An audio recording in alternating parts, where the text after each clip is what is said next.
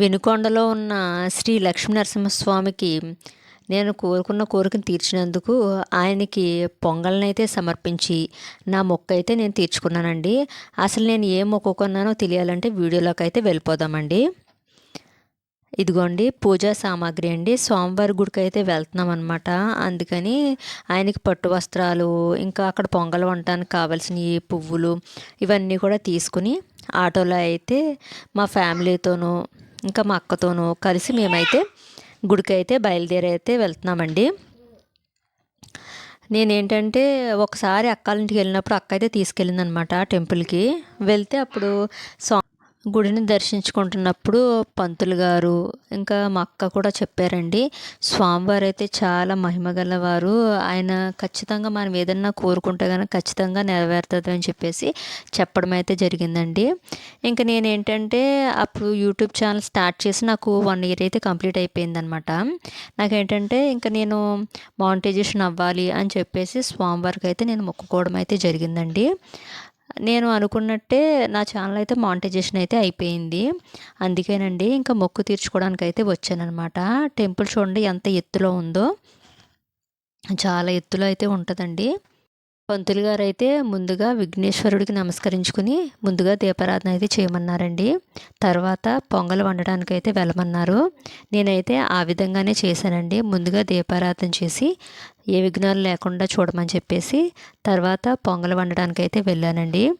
ఇదిగోండి మనకేంటంటే అక్కడ పొంగల్ అనేది మొక్కు చాలామంది తీర్చుకుంటారు కాబట్టి అక్కడ పొయ్యిలు అనేవి ఉంటాయండి. మనం ఏంటంటే వాటి కొంచెం పసుపు రాసి బొట్టు అయితే పెట్టి ఇంకా పువ్వులు అవి కూడా సమర్పించి తర్వాత ఇంకా పొయ్యి అయితే వెలిగిస్తున్నామండి. అయితే నాకు కొంచెం అక్క అయితే హెల్ప్ చేసిందండి. నాకేంటంటే ముద్దత్తు గొప్పవరంతో అయితే వెలిగించాలన్నమాట. అవి ఏంటంటే అన్ని పేడు మొక్కలండి, నాకైతే వెలిగించడం అయితే అవ్వలేదు. అందుకని అక్క అయితే హెల్ప్ చేసింది. ఈ లోపు ఏంటంటే నేను పొంగలకు కావాల్సినవన్నీ కూడా రెడీ చేసుకుంటున్నాను అనమాట.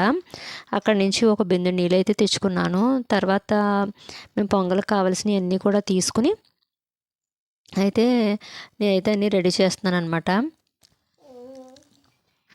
ఇదిగోండి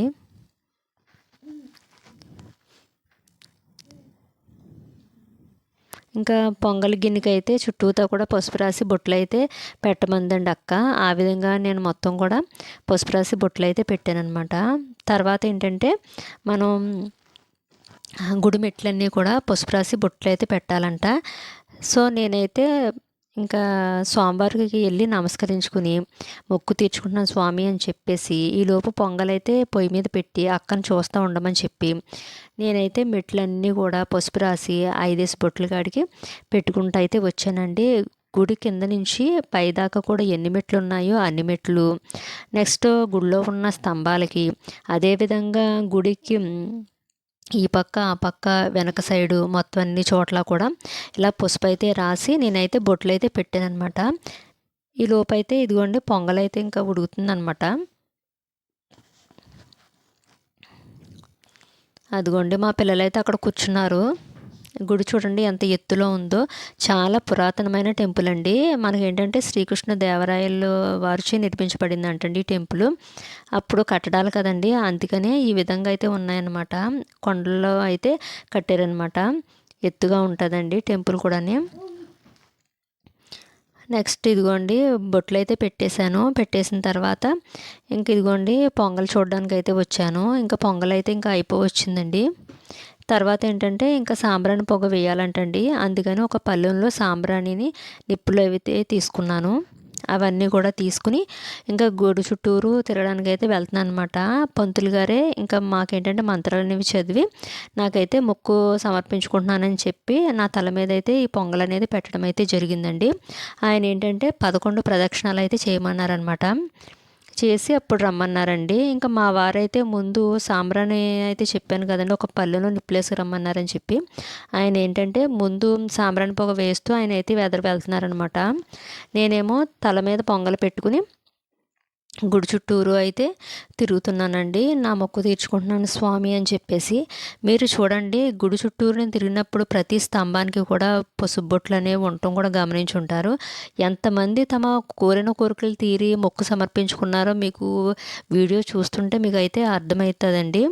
ఎందుకంటే గుడి వెనకాల కానీ ప్రతి స్తంభానికి కూడా పసుపు రాసి బొట్లు, ఇందాక నేను మెట్ల మీద పెట్టినప్పుడు కూడా మీరు గమనించే ఉంటారు. మెట్లన్నీ కూడా పసుపు రాసి బొట్లు పెట్టడం అంటే వాళ్ళకి కోరుకున్న కోరికలు తీరిన వాళ్ళే కదండి వాళ్ళ మొక్క అనేది స్వామివారికి తీర్చుకున్నారు.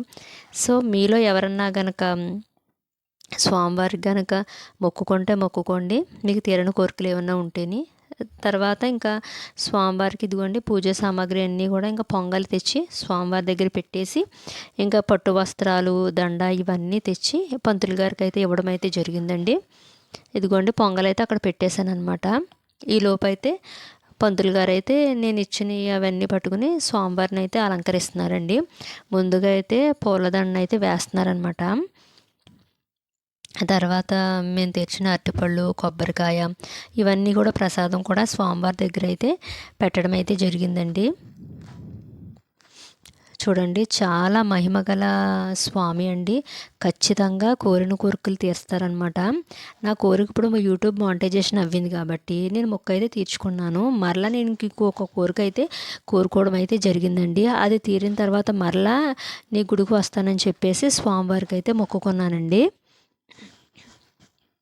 అవిగోండి నేను ఇచ్చిన పట్టు వస్త్రాలు కూడా స్వామివారి పాదాల దగ్గర పెట్టారు పళ్ళెంలో. చూడండి, మనకేంటంటే అక్కడ వినుకొండ షాప్లోనే అడగడం అయితే జరిగిందండి. ఏ రంగు వస్త్రాలు స్వామివారికి పట్టు వస్త్రాలు ఇస్తారంటే పసుపు రంగు టైపు ఉన్న వస్త్రాలను అయితే షాప్ వారు ఇవ్వడం అయితే జరిగిందండి. మొన్న మీకు ఆల్రెడీ ఒక వీడియో అయితే పెట్టాను కదా, నేను లక్ష్మీనరసింహస్వామికి అయితే మొక్కు తీర్చుకోవటానికి షాపింగ్కి అయితే వచ్చానని చెప్పేసి. అప్పుడు తీసుకున్నామండి ఆ పట్టు వస్త్రాలు అనమాట. మనకేంటంటే పసుపు గంధం రంగు టైప్లో ఉన్నాయండి ఆ వస్త్రాలు. ఇదిగోండి గుడిలో ఎలా ఉందో చూడండి. చూడండి ఎలా ఉన్నారో స్వామివారు. మనకేంటంటే ఎప్పుడో రాజుల కాలంలో శ్రీకృష్ణదేవరాయల వారిచే నిర్మితమైన కట్టించమైన గుడి అండి. ఇంకా చూడండి బయట ఇలా ఉంటుందన్నమాట. మనం గర్భగుడి తీసాను, ఇదైతే కొంచెం బయట అనమాట, గుడికి బయట. ఇగో చూడండి పసుపు బొట్లు. గుడి అయితే ఇలా ఉంటుందన్నమాట. మిడిల్లో చూడండి అప్పట్లో అలాగా చెక్కేవారు కదండి కొండలు అవిని. మనకి ఏంటంటే ఓన్లీ పక్కన పేర్చారనమాట రాతిని. ఆ రాతి మీద ఏంటంటే వర్షం పడుకోకుండా సిమెంట్ ఏదో రాసినట్టున్నారు బహుశా. మనకు చూడండి మరి సంస్కృతం అనుకుంటే నాకైతే అర్థం కాలేదు. చూడండి ఇదిగోండి ఆశ్రమ నిర్మాణానికి దాతలు కావాలని చెప్పేసి అక్కడ బోర్డు కూడా పెట్టడం అయితే జరిగిందండి. మీలో ఎవరికన్నా కనుక గుడి నిర్మాణానికి కనుక ఎవరన్నా ఏమన్నా ఇవ్వాలంటే ఆర్థిక సాయం చేయాలనుకుంటే అక్కడ నెంబర్ ఉంది కదండి, ఆ నెంబర్కి అయితే కాంటాక్ట్ అవ్వండి. ఇంకా బ్యాంక్ అకౌంట్ ఇవన్నీ కూడా అక్కడ ఉన్నాయి కదండి. ఆ గుడికి ఏమన్నా కొంచెం మీరు ఆర్థిక సహాయం చేస్తే మన హిందూ ధర్మాన్ని, మన సనాతన ధర్మాన్ని కాపాడుకున్న వాళ్ళమైతే అవుతామండి. నెక్స్ట్ ఏంటంటే వారాహి అమ్మవారు అయితే వెలిసారంటండి. ఆ గుడికి అయితే వెళ్తున్నాం అనమాట. స్ఫటికలింగము వారాహి అమ్మవారు అయితే ఉంటారండి. ఇదిగోండి మీకు కనబడుతున్నారు కదా, ఇక్కడైతే వారాహి అమ్మవారు, ఇక్కడ స్ఫటికలింగం అనమాట. ఇక్కడ కూడా నమస్కరించుకుని ఇంకా మొక్క అయితే తీరిపోయింది కదండి, తిరిగి ఇంటికి అయితే ప్రయాణం అయ్యాము. ఈ వీడియో నచ్చితే లైక్ చేసి కామెంట్ చేసి